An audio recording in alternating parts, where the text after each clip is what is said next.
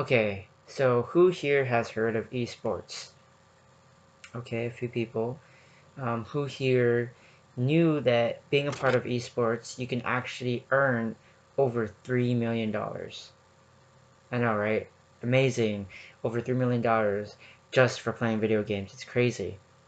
Well, what I want to say is that esports is a constantly growing community, and eventually it's going to reach up to that place where real sports are, such as basketball, soccer, football. And what I wanted to touch on is what is esports, how is it similar to actual sports, and why is it a growing community? So, according to Homari and Soblom, esports is a form of sports where the primary aspects of the sport are facilitated by electronic systems, the input of players and teams as well as the output of the esports systems are mediated by human-computer interfaces. Okay, that was a mouthful.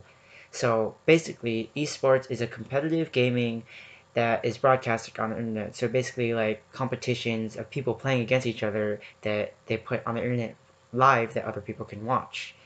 And esports can actually have a wide range of games such as Call of Duty, League of Legends, Dota, Counter-Strike, Overwatch, etc.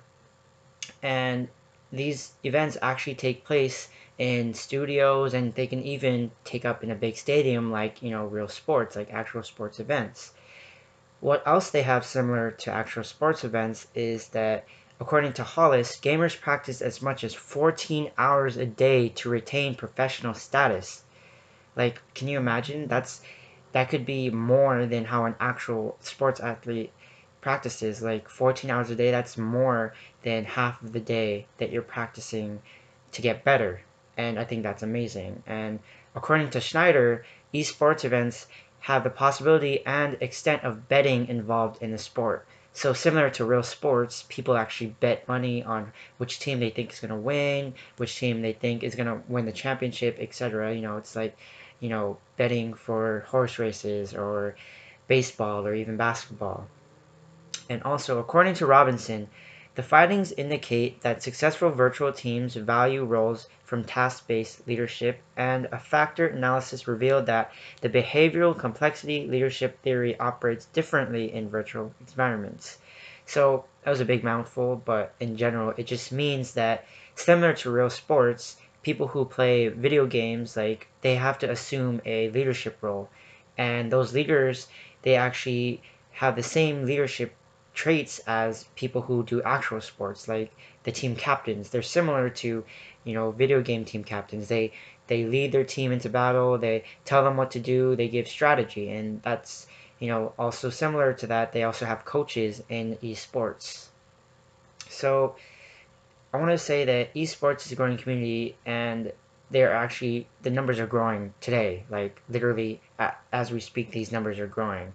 According to Hollis, again, in the past several years, esports have been meteoric growth in dozens of markets, attracting tens of millions of viewers each year in the United States alone. And that's only the United States. That much people, tens of millions of people in the US watching these sports events. And they can go at the studios, they can watch it online on this website called twitch.tv. And this just means that people are getting more involved in esports. They're getting more picky with the teams they choose. They're like, oh, I really like this team because my favorite player's on it, or oh, I like this team because they like to do new things. They don't like to do what other people do. Like, people are able to express themselves because of these teams, and in fact, this whole expressing themselves brings a new social life to gamers where they have their own community where they can, get more together. And because this community is getting more and more stronger, it's due to people coming together to watch these events. People, being excited to come together and watch their favorite teams clash at each other. And one big thing that's going on right now is the League of Legends World Champions, and I'm actually watching that. It's kind of nerdy, but basically it's teams all over the globe that are playing against each other to see which region is the best out of all of them. And usually the Asian teams win, like Korea, China, not really Japan, but most of the time, uh, the EU teams or the NA teams, Europe and North America teams, they don't really get that far, but it's usually the Asian teams. But it's really like interesting to watch. Like it's really exciting to watch as well. And if you watch one of the games, you can hear the crowd in the background roaring, getting so amped up at the game, and it's amazing.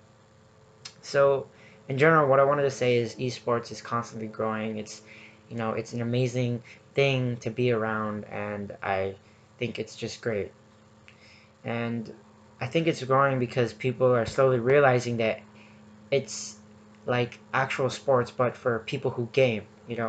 There's sports events where people cheer on the same team. They cheer on opposite teams, their favorite teams, and it's similar to that. Except it's just for video games. And that is what esports is. Thank you.